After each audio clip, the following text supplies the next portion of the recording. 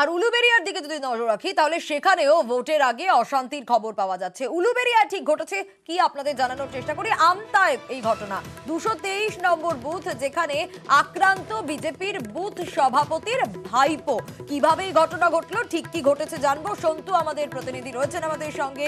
সন্তু, রাতে এই ঘটনা ঘটেছে, কিভাবে এই ঘটনা ঘটলো, ঠিক কি হয়েছে?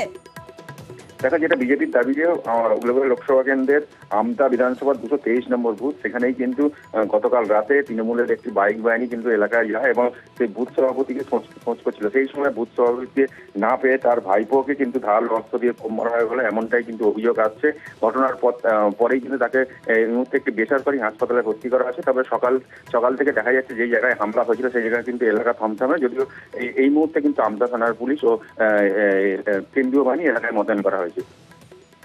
সন্তু, এই আরেকবার একটু জানতে চাইবো যে এই মুহূর্তের ছবিটা ঠিক কি, কারণ সকালবেলা এই পরিস্থিতি, আর 20 মিনিট বাকি রয়েছে ভোট শুরু হওয়ার, এখন কি অবস্থা?